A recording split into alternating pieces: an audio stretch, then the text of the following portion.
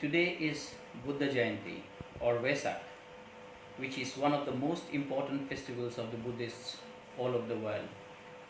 It is celebrated on the full moon day of May, which is Vesak, and is celebrated as the thrice blessed day, as all important events in the life of the Buddha, his birth in Lumbini, his attainment of enlightenment in Buddha Gaya, and entering into Mahaparinirvana in Kushinagara, all took place on this eventful day.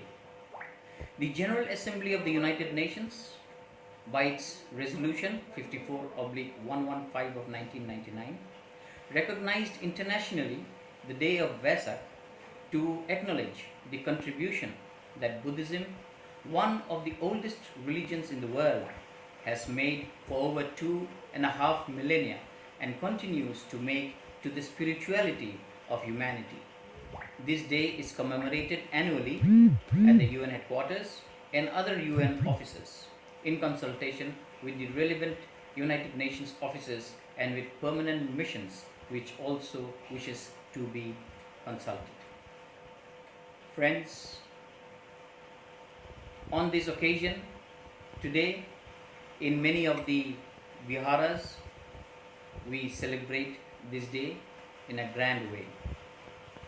We also know that we are living at a time which is passing through a crisis, and yet today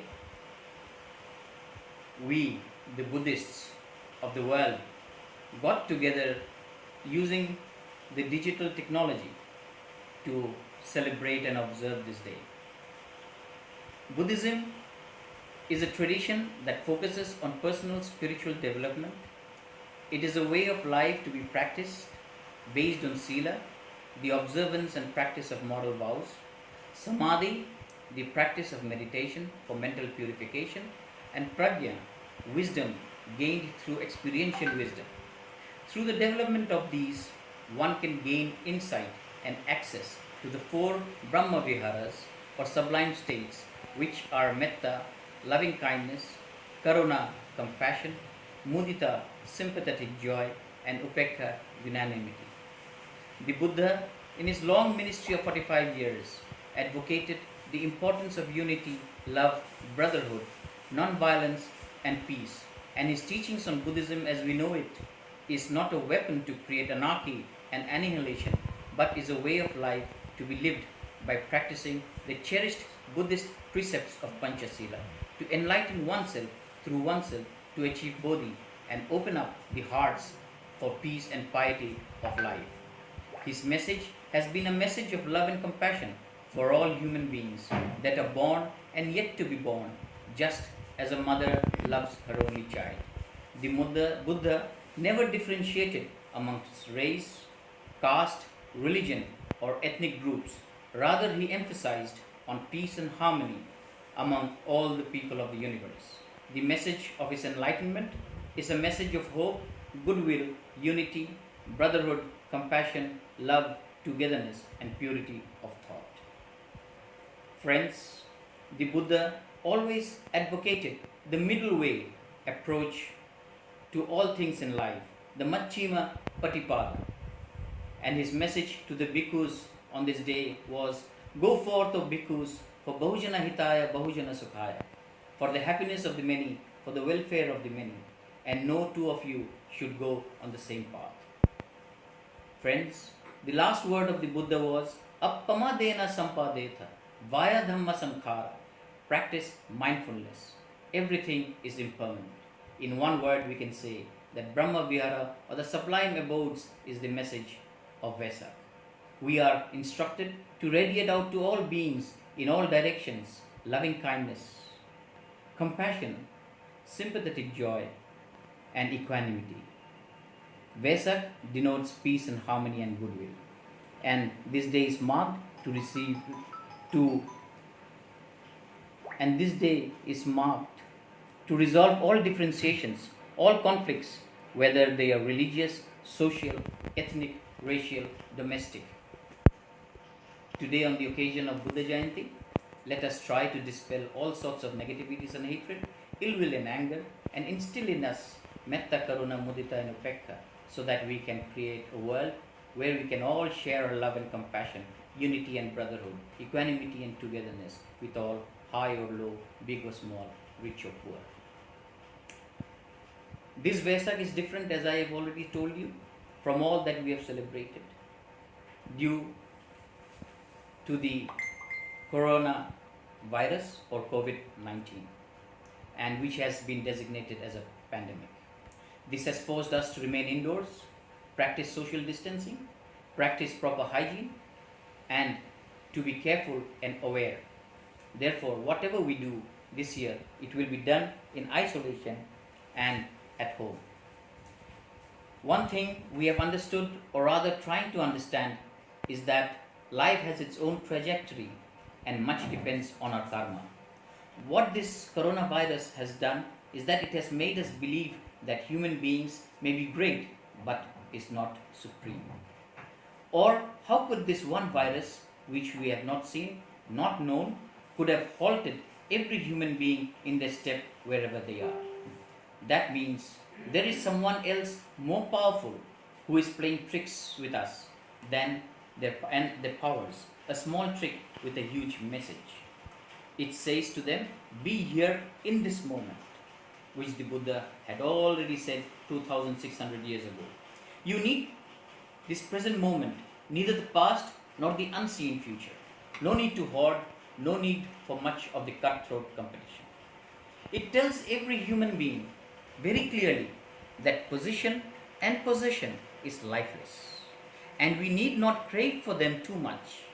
Please don't try to give them life to position and possession, because when we try to do that, we will be powering ourselves with a big ego and make life unhappy and miserable.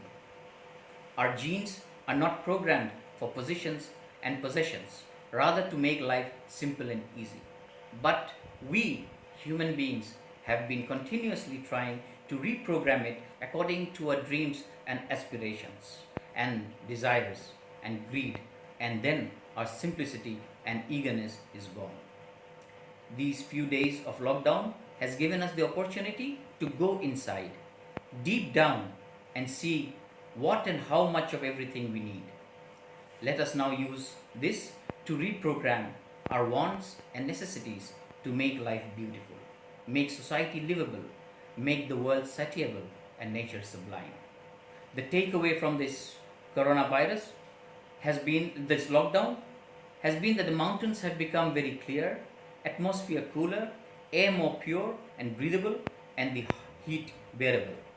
Be here now and dream thinking, may our lives be simple and easy.